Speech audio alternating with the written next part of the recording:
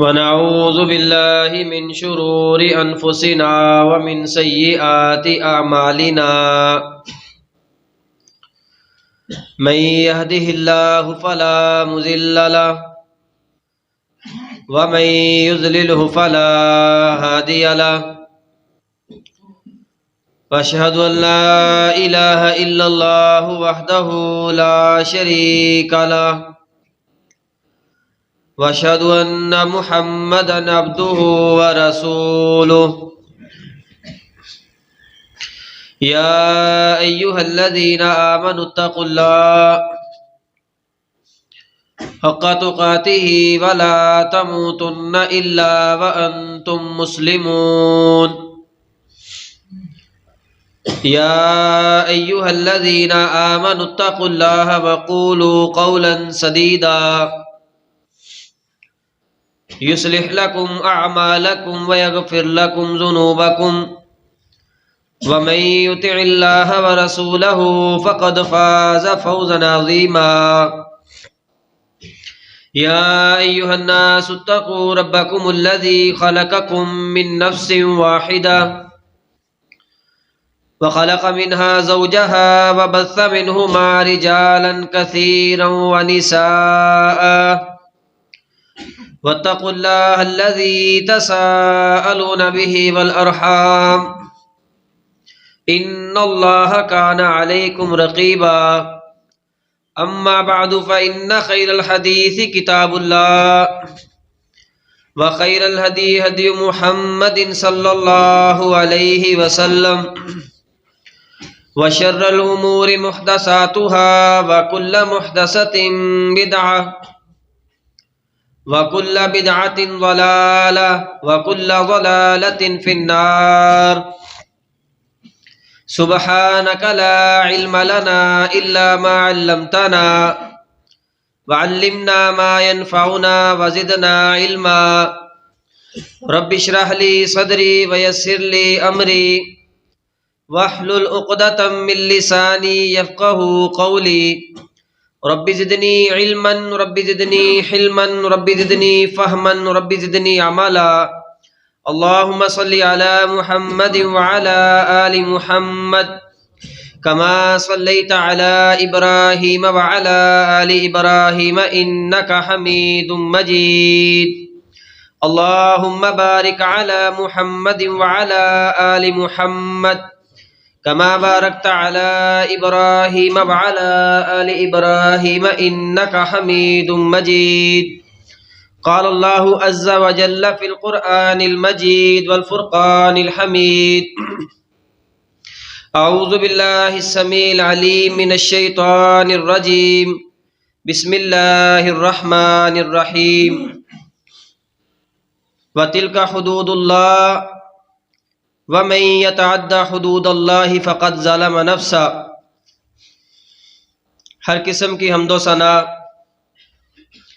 بڑائی، کبریائی، تعریفات و تسبیحات، تمجیدات، تقدیسات، تکبیرات اللہ وحدہ لا شریک کی ذات کے لیے، جو اکیلا پوری کائنات کا داتا، مشکل کشا، حاجت روا، غریب نواز، غوث اعظم، دستگیر، گنج بخش، رنج بخش، لاجپال، بگڑی بنانے والا، ڈوبی ہوئی بیڑیوں کو پار لگانے والا، کائنات کے باسیوں کی موت و حیات کا مالک، لوگوں کے نفع اور نقصان کا مالک، بیٹی اور بیٹے کی تقسیم کرنے والا، جو دینے پر آئے تو پوری کائنات مل کر کے روک نہیں سکتی، اور اگر میرا اللہ کسی سے کچھ روک لے تو پوری کائنات مل کر کے دے نہیں سکتی۔ درود و سلام میرے اور آپ کے پیر و مرشد، ہمارے رہبر و رہنما، دونوں جہانوں کے لیے رحمت بن کے آنے والے پیارے پیغمبر، امامنا فی الدنیا و امامنا فی الآخرہ و امامنا فی الجنہ، جناب محمد الرسول اللہ صلی اللہ علیہ وسلم کی ذات اقدس و اطہر پر، اعلیٰ اور بالا پر۔ معزز اور مکرم سامعین، عزیز دوست اور بزرگوں، آج میں جس موضوع پر آپ کے سامنے گفتگو کرنے کا ارادہ رکھتا ہوں وہ ہے اللہ رب العالمین کی حدود کا نفاذ۔ یقیناً ملک پاکستان میں اس وقت جو ماحول بن چکا ہے اور جس قدر اللہ رب العالمین کی حدود کو نظر انداز کیا جا رہا ہے جب سے یہ ملک پاکستان بنا ہے، وہ سب کچھ آپ کے سامنے ہے۔ اللہ کی جو حدود ہے ان کو قائم کرنا یہ حکومت وقت کی ذمہ داری ہوتی ہے، اور اس میں جو لوگ سستی کرتے ہیں اور اس کو معمولی سمجھتے ہیں، اللہ کے نبی صلی اللہ علیہ وسلم نے ان کی ایک مثال پیش کی ہے۔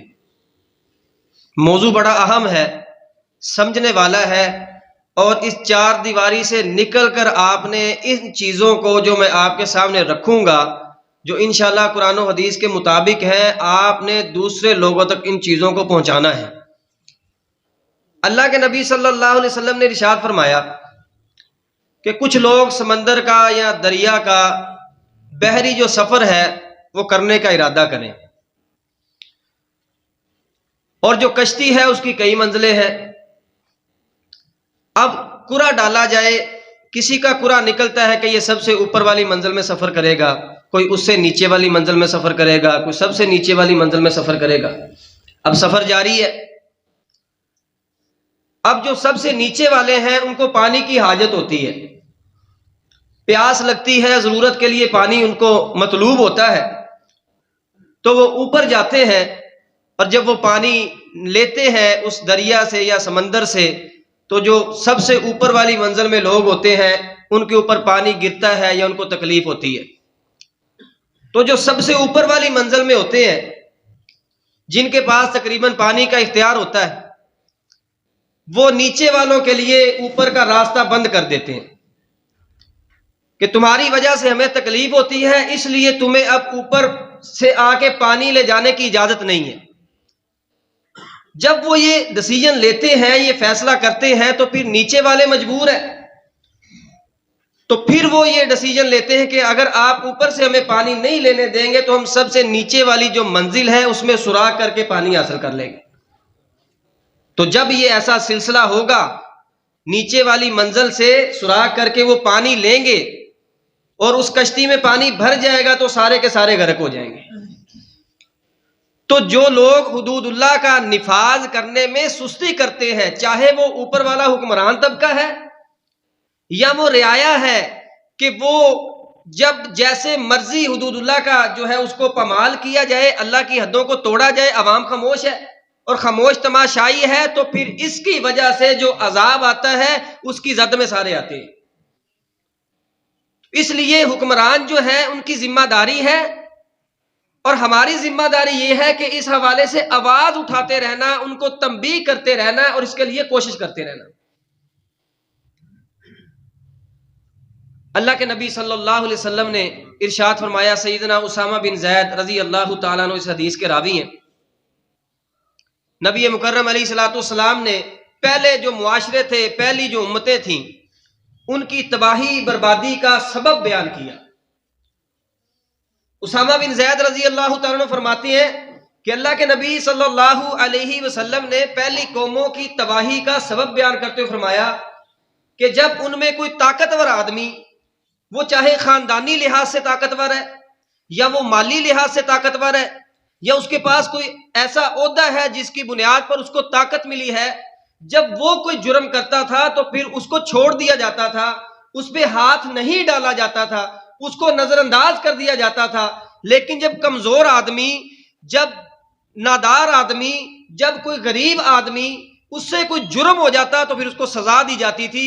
رب العالمین نے پہلی قوموں کی اس ناانصافی کی وجہ سے اور اس دوغلے پن کی وجہ سے ساری کی ساری قوموں کو تباہ و برباد کر کے ہمارے لیے عبرت کا نشان بنا دیا۔ اور اگر ہمارے ملک پاکستان میں دیکھا جائے تو اس وقت وہی ماحول ہے اور یہ چیز ہمارے ملک میں پائی جاتی ہے جس کی بنیاد پہ پہلی پوری کی پوری قومیں رب العالمین نے تباہ و برباد کی ہیں۔ حالانکہ یہ صرف ایک عمل ہو جائے، صرف ایک عمل کہ اللہ کی جو حدیں ہیں ان پہ کمپرومائز نہ کیا جائے، اور یہ حاکم وقت کی ذمہ داری ہے. صرف ایک کام کر لیا جائے کہ اللہ کی حدود کو نافذ کر دیا جائے، ہمارے ملک میں امن خوشحالی اس قدر آ جائے گی، ہماری سوچ سے بھی زیادہ ہوگا.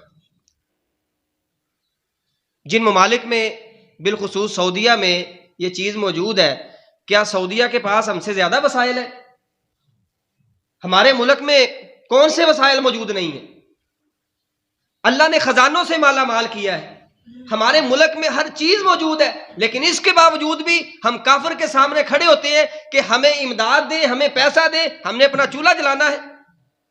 سبب اور وجہ یہ ہے کہ ہمارے ملک کے اندر اللہ کی حدود کو پامال کیا جاتا ہے، اور یہی پہلی قوموں کی تباہی کا سبب ہے، اور اسی وجہ سے آج ہمارا ملک تباہی کے دانے پہ کھڑا ہوا ہے. اللہ کے نبی صلی اللہ علیہ وسلم نے حدود کو قائم کرنے کی برکات کو بیان فرمایا. اس کے نقصانات جو ہیں وہ میں آپ کے سامنے رکھوں گا، لیکن اللہ کی حدود کو قائم کرنے کے جو فوائد انسان کو دنیا میں ملتے ہیں، رسول اللہ صلی اللہ علیہ وسلم نے ارشاد فرمایا کہ ایک طرف 40 دن کی بارش ہو، 40 راتیں مسلسل بارش برسے، اور وہ نفع والی ہو، نقصان والی نہیں. 40 دن بارش برسے اور مسلسل اس بارش کا انسانوں کو، جانوروں کو، حیوانوں کو، سب کو فائدہ ہو، وہ ایک طرف ہے، اور اللہ کی ایک حد کا نفاذ ایک طرف ہے. اتنا فائدہ تمام انسانوں کو، مخلوقات کو، زمین کو 40 دن کی بارش نہیں دیتی جتنا فائدہ اللہ کی ایک حد کو قائم کرنے کا ملتا ہے. آج ہم محروم ہیں. سبب کیا ہے؟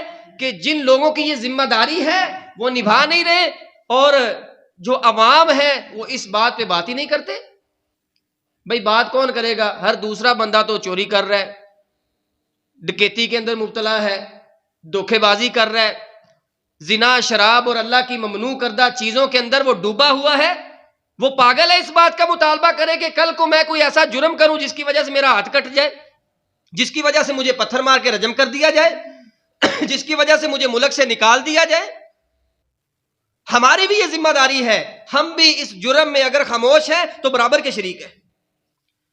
اس کے علاوہ اللہ کے رسول صلی اللہ علیہ وسلم نے عملی طور پہ حدود کا نفاذ کیا، اور اس پہ کوئی کمپرومائز نہیں کیا.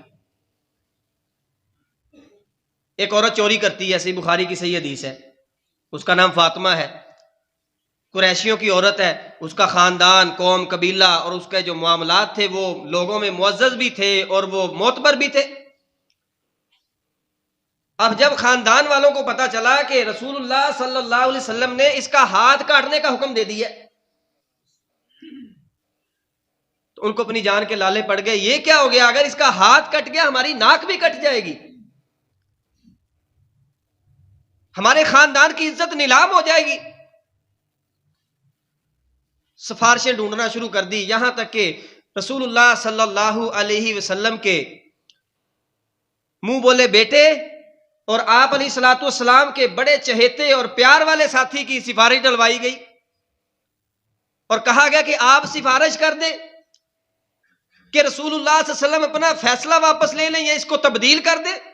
تو جب انہوں نے جا کر کہا، اللہ کے نبی صلی اللہ علیہ وسلم نے آگے سے کیا ارشاد فرمایا کہ کیا تو اللہ کی حد کو روکنے کے لیے میرے پاس آیا؟ اور نبی مکرم علیہ الصلوۃ والسلام کا یہ فرمان بھی واضح الفاظ میں موجود ہے. رسول اللہ صلی اللہ علیہ وسلم نے ارشاد فرمایا کہ جو آدمی اللہ کی حد قائم کرنے میں سفارش کرتا ہے کہ یہ نہ ہو، کسی نے زنا کیا ہے، اب اس پہ حد یہ لگتی ہے کہ اس کو شادی شدہ ہے تو رجم کیا جائے، پتھر مار مار کے اس کو مار دیا جائے، اور اگر وہ غیر شادی شدہ ہے اس کو 100 کوڑے مارے جائیں اور اس کو ملک سے نکال دیا جائے، 1 سال کے لیے جلا وطن کر دیا جائے، اپنے بہن بھائیوں سے، ماں باپ سے دور کر دیا جائے. یہ شریعت کی سزا ہے. اب یہ رکاوٹ بنتا ہے، کوئی 6 ماہ کی سزا دلوا دی، کوئی جرمانہ دلوا دیا، یا کسی بھی انداز سے اس کو بری کروا دیا، تو اللہ کے نبی صلی اللہ علیہ وسلم نے ارشاد فرمایا کہ اس نے صحیح معنوں میں اللہ رب العالمین کی مخالفت کی ہے، یہ اللہ کے خلاف کھڑا ہو کے اس نے یہ عمل کیا ہے. آج چلتی سفارش ہے، اور سفارش یہ تو دور کی بات ہے، یہ تو دوسرا مرحلہ ہے. ہمارے ملک میں تو یہ قانون ہی نہیں ہے. لکھنے میں تو آتا ہے اسلامی جمہوریہ پاکستان، اب نہ یہ اسلامی رہا ہے نہ جمہوریہ رہا ہے. ہمارے ملک کا جو نظام چل رہا ہے نہ یہ اسلامی ہے نہ جمہوریہ ہے. اس میں جس کی لاٹھی اس کی بھینس. اس ماحول میں آج ملک پاکستان کی عوام زندگی گزار رہی ہے. حالانکہ حدود اللہ کی برکات دیکھیں. عمر بن عبدالعزیز کا دور ہے رحمت اللہ علیہ. آپ ان کی زندگی پڑھ کے دیکھیں, آپ تاریخ پڑھ کے دیکھیں, اور تاریخ اسلامی پڑھنی ہے جو حدیث کے اماموں نے لکھی ہے. ایسے مورخین جن کے باپ کا پتہ نہیں ہے, جن کے خاندان کا پتہ نہیں ہے, ان کی لکھی تاریخ میں آپ کو صحابہ کے بغض کے علاوہ کچھ نہیں ملے گا. وہ نہیں پڑھنی. وہ تاریخ پڑھنی ہے جو حدیث کے اماموں نے لکھی ہے, جو صحابہ سے لے کر آج ہمارے تک پہنچی ہے. اس تاریخ میں آپ کو پتا چلے گا کہ ان کے دور کی گندم کا جو دانہ تھا کھجور کی گٹھلی کے برابر تھا. اتنی برکت رب العالمین نے رکھی ہوئی تھی. سبب کیا تھا؟ وجہ کیا تھی؟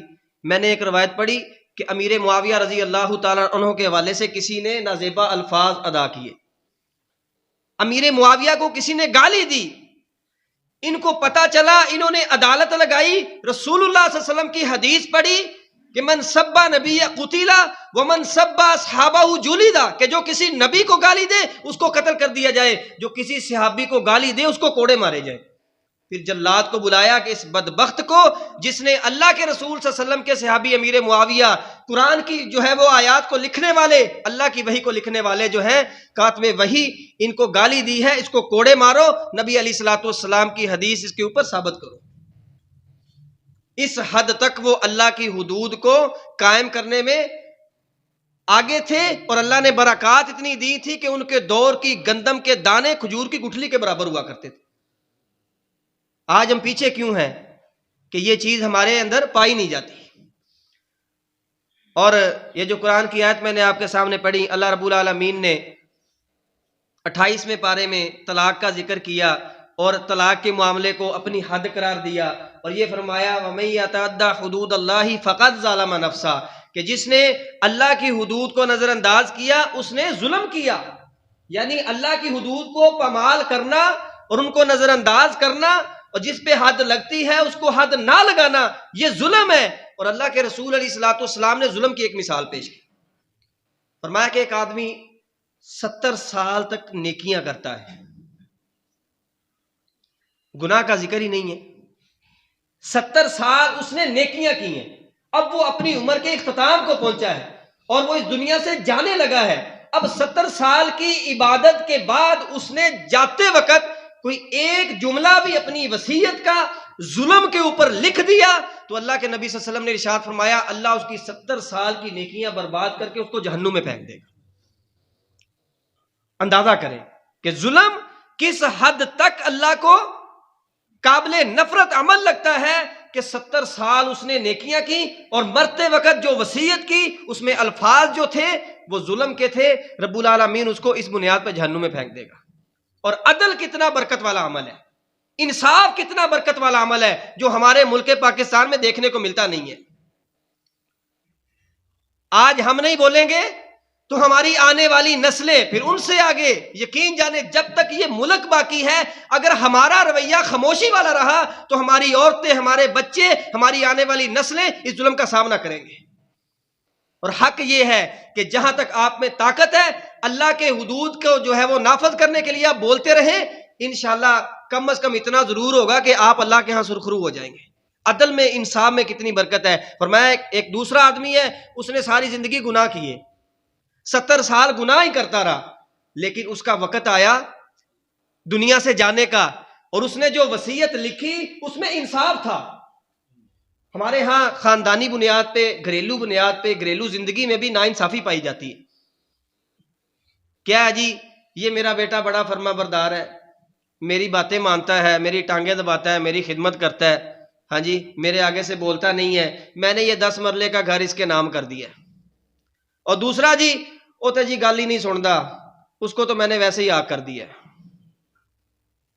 یہ ناانصافی بھی ہے اور اللہ رب العالمین کے قانون کی مخالفت بھی ہے. جب تک آپ کا بیٹا کافر نہیں ہو جاتا وہ آپ کی جائیداد سے حصے دار ہے, وہ آپ کی بات مانتا ہے نہیں مانتا الگ بات ہے, اس کا معاملہ اللہ کے ساتھ ہے, اس کی سزا رب العالمین نے اس کو دینی ہے. آپ اس بنیاد پہ اس کو اخبار میں آ کر کے اپنی جائیداد سے بے دخل نہیں کر سکتے. ہاں اگر وہ کافر ہو جائے تو پھر وہ آپ کی جائیداد کا حقدار نہیں ہے، یا پھر وہ اپنے وارث جو ہے وہ اپنے باپ کو یا اپنے ذمہ دار کو قتل کر دے تو پھر اس کی وراثت کا ذمہ دار جو ہے حصے دار نہیں ہے. اس کے علاوہ اس کو حصہ ضرور ملے گا. بیٹیوں کے لیے کچھ بھی نہیں ہے، وراثت نہیں دی جاتی.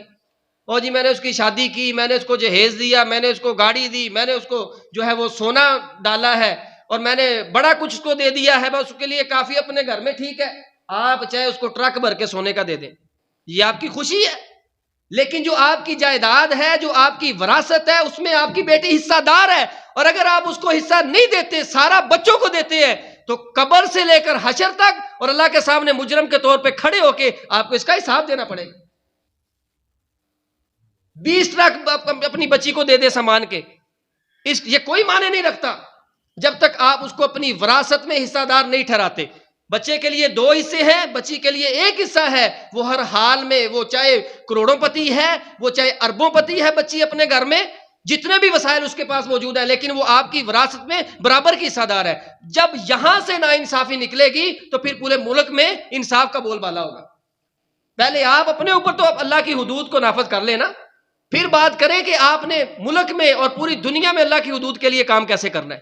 ناانصافیاں تو گھر کی 4 دیواری سے شروع ہوتی ہیں اور پورے ملک میں پھیلی ہوئی ہیں. اللہ کے نبی صلی اللہ علیہ وسلم نے اللہ کی حدود کو نافذ کرتے وقت کسی ڈر اور کسی خوف کا اور کسی کمپرومائز کا مظاہرہ نہیں کیا. صحیح بخاری کی صحیح حدیث ہے، ایک صحابی مدینے کے پاس سے گزر رہے تھے تو کسی کی سسکیوں کی آواز سنی، جیسے کوئی درد کے مارے کراہتا ہے. اس آواز کو سنا اور اس کا تعقب کیا تو کیا دیکھا، ایک کنواں ہے اور اس کنویں کے اندر زخمی حالت میں ایک بچی پڑی ہوئی ہے. اس بچی کو نکالا.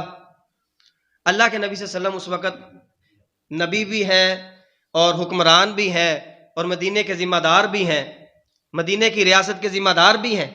تو نبی صلی اللہ علیہ وسلم کے پاس یہ معاملہ آیا. رسول اللہ صلی اللہ علیہ وسلم نے سارے معاملہ چھوڑے اور بڑی جلدی کے ساتھ وہاں پہ پہنچے اور وہاں جا کے نبی صلی اللہ علیہ وسلم نے تحقیق کی. مختلف لوگوں کا نام لیا اس بچی کے سامنے. کیا آپ کے ساتھ یہ معاملہ فلاں نے کیا ہے، فلاں نے کیا ہے، فلاں نے کیا ہے؟ آپ صلی اللہ علیہ وسلم نام لیتے گئے، وہ بچی سنتی گئی. ایک یہودی کا نام لیا. جو مجرم لوگ ہوتے ہیں نا، جو غلط ریکارڈ والے، غلط کردار والے لوگ ہوتے ہیں، وہ سب کے سامنے تقریباً نمایاں ہوتے ہیں. لوگوں کو پتا ہوتا ہے ہمارے معاشرے میں یہ آدمی زندگی گزار رہا ہے، اس کا کردار کیسا ہے، اس کے کرتوت کیسے ہیں. تو نبی صلی اللہ علیہ وسلم نے اسی انداز سے دیکھا اور اس یہودی کا نام لیا تو اس نے سر ہلایا. آپ صلی اللہ علیہ وسلم نے اسی وقت اس یہودی کو طلب کیا، پکڑوا کے وہاں پہ لے آئے. اللہ کے نبی علیہ الصلوۃ والسلام نے اب یہ نہیں دیکھا کہ مدینہ کے اندر تو یہودیوں کے بڑے بڑے قبیلے ہیں، بنو نذیر ہے، بنو قینقاع ہے، ان کے بڑے بڑے قلعے ہیں، ان کی معیشت بڑی مضبوط ہے، وہ پیسے کے لحاظ سے بڑے طاقتور ہیں اور عالمی دنیا میں ان کا بڑا جو ہے وہ ایک نام ہے اور ان کے بڑے تعلقات ہیں، اور ہم تھوڑے سے، میرے صحابہ تھوڑے سے. اللہ کے نبی علیہ الصلوۃ والسلام نے ایسا کچھ نہیں سوچا. اسی وقت صحابہ کو حکم دیا کہ اس بدبخت نے کیا کیا تھا، اس کے سونے کے کنگن اتارے اور اس کا سر کچلا اور اس کو کنویں کے اندر پھینک دیا کہ یہ میری گواہی نہ دے دے. کیوں؟ اس بچی نے اس کو پہچان لیا. اسی وقت پتھر کے اوپر سر رکھا گیا اور اس یہودی کا سر اسی وقت کچلا گیا، اسی وقت کچلا گیا. اور اللہ کے نبی علیہ الصلوۃ والسلام نے اللہ کی حدوں کو نافذ کیا اور برکات کیسی تھی. لیکن آج ملک پاکستان میں کیا ہوتا ہے؟ آج تک ہزاروں بچیاں جن کے ساتھ جنسی زیادتی ہوئی، ان میں 6 سال کی بچی بھی ہے، ان میں 8 سال کی بچیاں بھی ہیں، ان میں 16 سال کی بچیاں بھی ہیں، اس میں بڑی عمر کی عورتیں بھی ہیں جن کے ساتھ ایسا تشدد کیا گیا جو انسان سن نہیں سکتا. پھر ان کو قتل کیا گیا. ان کا نتیجہ کیا نکلا؟ پچھلے دنوں ہماری اسی پارلیمنٹ میں، جس میں ماشاءاللہ سارے ہی تقریباً مسلمان بیٹھے ہوتے ہیں اور وہ سارے مسلمان ہمارے گلی محلوں سے ووٹ لے کے وہاں پہ پہنچے ہوتے ہیں، وہ سارے بیٹھے ہیں. تو غالباً جماعت اسلامی نے، اللہ ان کو جزا دے، جنہوں نے یہ بل پیش کیا کہ جو بھی زیادتی قتل کیس ہوگا اور اس کا جو مجرم ہے اس کو سر عام پھانسی دی جائے گی. یہ بل پیش ہوا اور سارے لوگوں نے مخالفت کی. کچھ لوگ ایسے تھے جنہوں نے کہا کہ ہم اس حق میں ہیں. سارے لوگوں نے باقی مخالفت کی. اور ایک خاص جماعت کی جب نام لوں گا تو پھر لوگ کہتے ہیں جی آپ سیاسی گفتگو کرتے ہیں. خاص جماعت کی ایک لیڈر ہے اور سینیٹر بھی ہے، اس نے کھڑے ہو کے جو بیان دیا وہ بیان بڑا قابل مذمت ہے۔ اس نے کہا کہ اگر سر عام پھانسی دی جائے گی تو پھر ہوگا کیا؟ لوگوں میں دہشت پھیلے گی، معاشرے میں تباہی بربادی آئے گی۔ اللہ کی قسم اٹھا کے کہتا ہوں، قرآن مجید اٹھائیں، اس مسئلے کو اپنے آنکھوں سے خود پڑھیں۔ اللہ حکم ہی یہ دیتے ہیں کہ جب مجرم کو سزا دینی ہے سر عام دینی ہے، تاکہ لوگوں کو نصیحت ملے۔ کسی کا ہاتھ کٹتا کوئی دیکھے، اس کو پتا چلے بھائی چوری کی وجہ سے کٹا ہے۔ کسی کو رجم ہوتا کوئی دیکھے، پتا چلے یہ شادی شدہ ہے، اس نے زنا کیا اس لیے رجم ہو رہا ہے۔ کسی کو قتل کیا جا رہا ہے، اس کو پتا چلے کہ فلاں آدمی کو اس نے قتل کیا ہے، وہ قتل کے بدلے اس کو قتل کیا جا رہا ہے۔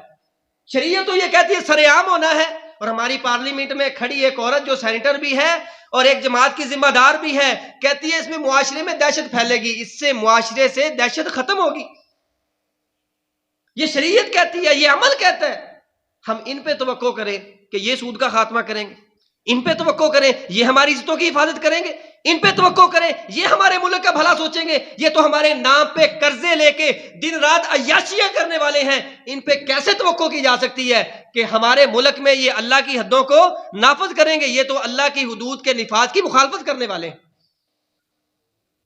اور جب تک اس نظام کے تحت جو ہمارے ملک میں چل رہا ہے، اور یہ نظام ویسے بھی دنیا میں مذاق بن گیا ہوا ہے، ہماری نظر میں تو نہ یہ مذاق ہے، نہ اس کی کوئی حیثیت ہی نہیں ہے، لیکن دنیا میں مذاق بن گیا ہے۔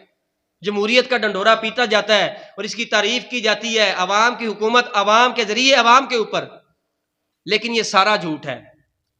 اگر ایسے بھی ہو جاتا تو جو یورپی ممالک ہیں، جو انگریز ہیں، وہ کم از کم اپنے لوگوں کو کسی حد تک انصاف دیتے ہیں، سہولت دیتے ہیں۔ ہمارے ملک پاکستان میں نہ عزت کی کوئی قیمت ہے، نہ جان کی کوئی قیمت ہے، نہ مال کی کوئی قیمت ہے، کسی چیز کی کوئی قیمت نہیں ہے۔ اور یہ اس وقت تک نہیں بن سکتی جب تک ہم اللہ کی حدود کو نافذ کرنے والے نہ بن جائیں، اور اگر نافذ نہیں بھی کر سکتے کم از کم ہمیں آواز تو اٹھانی چاہیے۔ اس کا دوسرا رخ چند لفظوں میں آپ کے سامنے رکھتا ہوں کہ اللہ کی حدود کو میں نے شروع میں بھی وضاحت دی تھی اور اب بھی کہہ رہا ہوں، نافذ کرنے کے لیے ذمہ داری حکمرانوں کے پاس ہے، نہ کہ عوام کے پاس۔ یہ اچرے میں ایک عورت نے سوٹ پہنا، اس کے اوپر لکھا ہوا تھا حلوہ، اور وہ اس ڈیزائن سے لکھا ہوا تھا جیسے نعوذ باللہ کوئی قرآن مجید کی آیت ہے۔ تو وہ ایک برانڈ ہے، وہ عرب کا برانڈ ہے، وہ جہاں کا بھی ہے، اس نے پہن لیا، اس کی عقل آدھی تھی، اس نے محسوس نہیں کیا۔ وہاں پہ لوگ جو ہے وہ گستاخ قرآن کی ایک سزا سرتن سے جدا سرتن سے جدا کرتے کرتے اکٹھے ہو گئے۔ پولیس نہ آتی، ممکن ہے کہ یہ وہ سری لنکا کا ایک جو آدمی سیال کوٹ میں جس کو مارا تھا تشدد کر کے بعد میں جلا دیا تھا، اور کئی ایسے واقعات ہیں، تو یہ بھی اس تاریخ کا حصہ بن جاتے ہیں۔ عوام کو شریعت اجازت نہیں دیتی کہ وہ قانون ہاتھ میں لے۔ شریعت یہاں تک کہتی ہے، یہ کیمرہ ریکارڈ کر رہا ہے بات، میں واضح طور پہ آپ کے سامنے کہہ رہا ہوں، ذمہ داری سے کہہ رہا ہوں، آپ کے سامنے کوئی بندہ اللہ کی، رسول اللہ کی، قرآن مجید کی گستاخی کر دے، شریعت آپ کو اجازت نہیں دیتی کہ آپ بذات خود اس کو مار دیں۔